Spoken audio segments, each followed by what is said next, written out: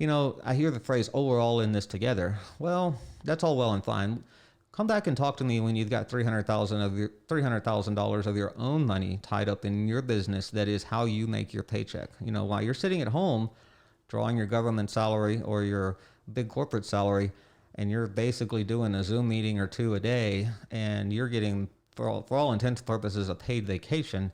That's a vastly different story than somebody whose livelihood has literally just been closed, and now you're making no money.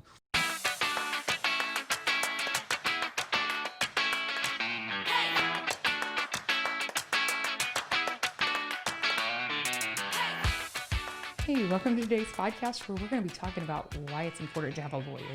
That's it. It's an important thing. In my life, I happen to be married to an attorney, but there's lots of reasons that you have an attorney. So welcome back to our podcast. This is my husband, Clay. I'm Alita. That's how we always are.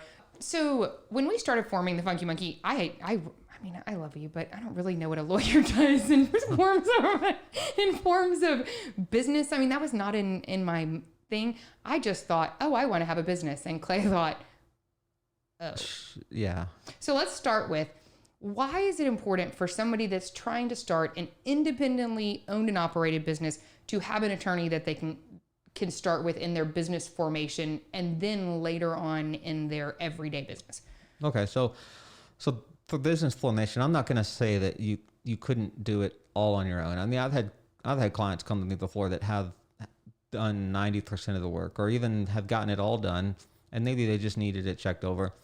But I guess for the average person coming into a new business, they're not going to have the expertise or just the research ability to go and learn what all needs to be done. So, I mean, the decisions you make about whether you're going to be a corporation or an LLC, a sole proprietor versus an S corp or a professional limited liability company. Oh, yeah. You're losing me all right. About.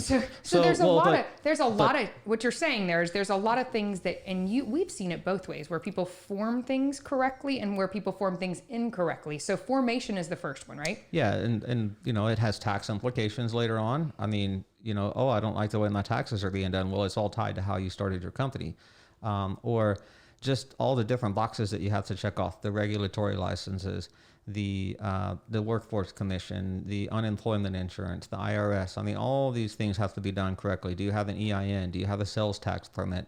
Are you collecting sales tax? Are you paying sales tax? So all of these things could get you in a lot of trouble if you go 3 years down the line and you don't have these things set up correctly. And so, do normal business owners, I mean, how would you get it? How do you get that type of, are there attorneys out there that do that type of? Yeah, I hate to plug the internet, but there are internet services out there that they will form your company for you. Now they're artificial intelligence. Basically, you're filling in blanks, it's spitting out forms. Right. You're getting about as much real legal advice as you would get from WebMD for a health issue. You're not getting a real doctor looking at your situation. So if you look for a corporate formation lawyer, or you look for a general practice lawyer out there, most of them are going to have probably formed their own company at one point. They'll know how to do somebody else's, and it's not all that expensive. You'd be surprised, for $500 or less, you can get somebody to help you form your company. And my favorite saying in the legal business is, an ounce of prevention is worth a pound of cure. You come to a lawyer with, oh, I've got big problems because I didn't form my company right. Well, now all of a sudden you're paying a lawyer $5,000, $10,000, $15,000, $20,000 to fix something that really would have cost you $500 to have done right in the first place. So as we got ours formed, right. we've had some legal implications with Harvey. That was kind of the first place that you and I talked about, oh my gosh, what happens with your contracts? What are things that happens like that in an emergency situation? But I think that probably what our customers are, and kind of what we've done the most recently that was out of the norm, was as a retail store, the benefit that I want to talk about, first of all, how many people we talked to, where we're going with that is, why did we stay open? And how was that even feasibly possible? And how that looked between you and I and our store, and the success of that now we're on the other side, and where some people may never open their doors again, Pier 1 style, right. may never open their doors again. And we're thriving in after what was a little bit of chaos. So talk to me about that. So we're talking about coronavirus, though, right? We are. Right. I mean, I know. I'm so tired of saying the name of it, but I mean. Right. But it gives context to why we stayed open. Correct. So we're talking when businesses everywhere were forced to shut down. We made the decision to keep our doors open and keep going. And so I did get a lot of text messages, a lot of phone calls from people that people that are in the local Friendswood community business, their local Friendswood business community, asking, do I have to close my doors? What can I do? What are my options? What does this all mean for me? And so I spent a lot of time answering those questions.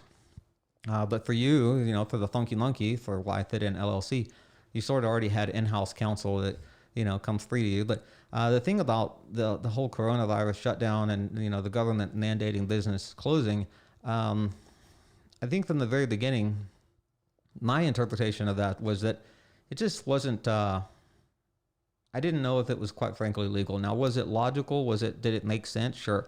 But it for me, it was like, well, you're taking my business without really compensating me. You're not giving me my day in court. So for us, it was more of a matter of, hey, if we close our doors, financially, we have about 3 weeks, maybe 4 weeks where we can float this thing without any revenue. But if we close our doors altogether, we may never reopen.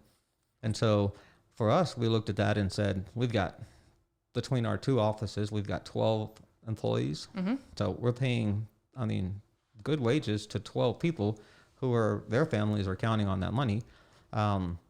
We're both small businesses, so we're counting on the money to come into us. And so for us, it was a no-brainer. And so what we did, we did what everybody else was doing that had a big corporate lawyer. We wrote a letter that said we were essential. Our employees were essential. We would do what we needed to do to maintain social distancing and to make sure surfaces were clean in the store and protect health and all that good stuff. But we just decided we had a few key products that the community needed. We continued to sell those. I even got so, creative with my letter that since I have kind of two practices in two counties, right, Brazoria County, Galveston County, and the Funky Monkey is in Galveston County, we just sort of moved my law practice, at least that part of it, into the Funky Monkey location. So we made ourselves a law office and a retail store.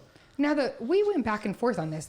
I literally about probably 2 weeks in told you, when are you're gonna tell me when I have to close my store, right? Like if I have to close my store, you're gonna tell. This is that thing that we're talking about, the importance. Big companies get the benefit of a corporate attorney. Small brick and mortars don't always have the benefit of having an attorney. So at some point I told you in bed, tell me when we're going to have to close. And what was your response? I think I told you, I'll let you know, but here's the deal. It's one of those things where you might have to take a ride in a police car, but no, we're not going to close the store. We'll bail you out of jail and then we'll start back up the next day. It's going to take more than somebody getting arrested to force us to close our livelihood, basically. It's, I hear the phrase, oh, we're all in this together. Well, that's all well and fine. Come back and talk to me when you've got $300,000 of your own money tied up in your business. That is how you make your paycheck. While you're sitting at home drawing your government salary or your big corporate salary, and you're basically doing a Zoom meeting or two a day, and you're getting, for all intents and purposes, a paid vacation. That's a vastly different story than somebody whose livelihood has literally just been closed and now you're making no money. Zero. Right.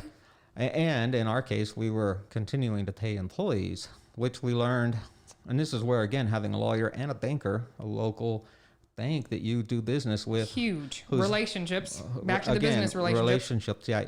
When your banker is small enough that they reach out to you and say, and not really in so many words, but don't close your doors. No, those were the words.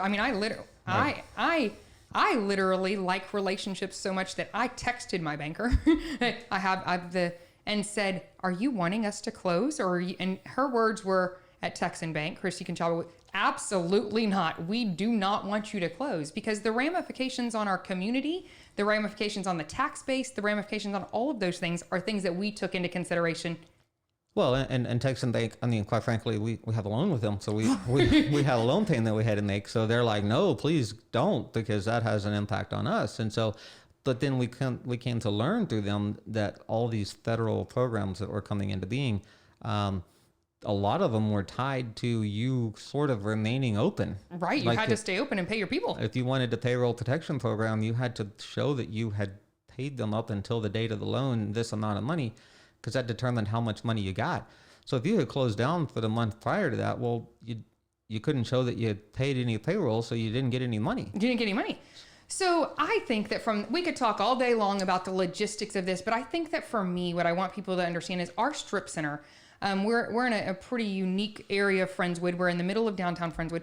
I think that one of the most rewarding things out of this, and one of the things that is the reason why you and I are kind of going down this podcast route, is that it showed me that when we do things and when we have to make hard decisions, people look to us and asked us for guidance. And I am happy to say that our strip center is doing very well. I've talked to all of I feel like the mayor of the strip center, but I just have to think about it. But I'm very, very proud of where we went and the decisions that we made. And I think that other small businesses really have to understand the value of using an attorney if you have questions. Yeah. I mean, well, it goes, so for me, it kind of demonstrates one of your qualities that you don't maybe know you have, is that you have this way of being a leader. And so you are sort of a local business leader. Some, people look up to you. They look to you to well, what is she doing? Modeling, if you will. And so, yeah, for me, that's interesting. But yeah, because of that, and because they knew I guess they knew us well enough to know that I wasn't going to lead you astray, and you weren't going to do anything that jeopardized your business. They looked to us for answers. And yeah, so we got a lot of questions. And I mean, it helps to have an attorney that you're in a relationship with, not just married, right, but that or that you do business with regularly. That's somebody, just like having a plumber, an AC guy, or a mechanic. I mean, you should really have an attorney that you work with all the time, because things like this come up and suddenly you need legal advice, and you can't always depend on your strip center neighbor's husband to answer that question for you. And so that's an important thing. Well, I appreciate you, babe. And I think that the value of attorneys is underrated, because it for sure has covered me in several different instances where and it is probably one of the reasons we are so successful in what we do. What is the best way to get in contact with the law office of John C. Caldwell?